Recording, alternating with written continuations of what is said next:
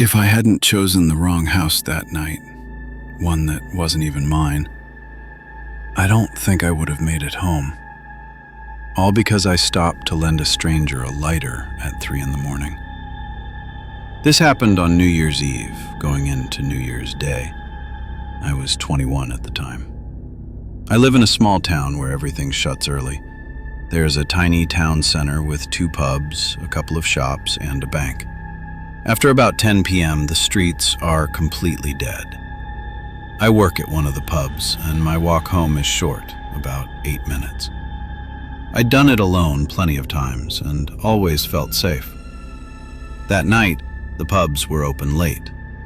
I finished work around 1:30 a.m., and afterward my boss, my boyfriend, and a few co-workers went to the pub next door for a drink. Around 2:30 a.m., I realized how late it was and said I should head home. Both my boss and my boyfriend insisted on driving or walking me home. I insisted I'd be fine. It was less than 10 minutes, and I didn't want to ruin the night. Eventually, they let me go alone. The walk started out peaceful. No music, just silence and a cigarette. I didn't see anyone until I reached a shop with a small bus shelter beside it. Buses stop running after 8 p.m., so seeing a man sitting there at nearly 3 a.m. immediately felt strange. As I got closer, I recognized him. I'd served him earlier that night. He looked up at me while sniffing something off his keys, some kind of drug. As I passed, he spoke. "Sorry, darling. Do you have a lighter I can borrow?" I stopped and dug one out of my bag, planning to just give it to him and leave. He then asked for a cigarette.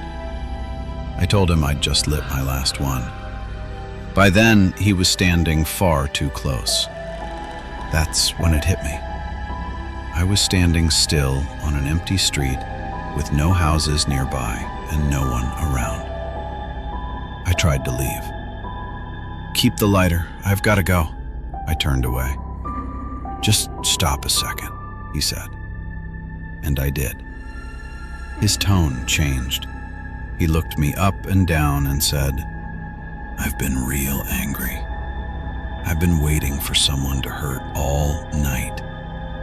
You shouldn't be walking around here alone." My legs went weak. I lied immediately. I told him my boyfriend was waiting around the corner. He smirked and said he'd walk with me to meet him. There was no boyfriend waiting. He stayed right behind me, rambling about how I didn't understand him, how I needed to listen, how he wasn't going to hurt me. I pulled out my phone and typed a message into my work group chat. My battery was on 2%.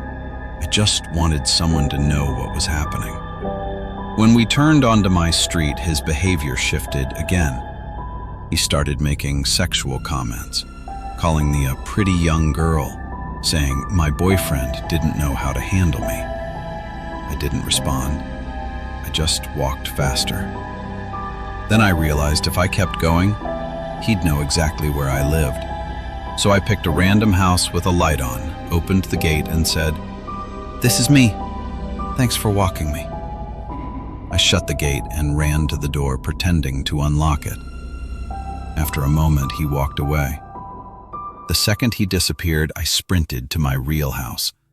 I saw him turn and start walking toward me again, but slower. When I reached my door, I realized I was locked out. My phone had died. I started banging until my dad opened the door and pulled me inside. Nothing physical happened, but I've never walked home alone since.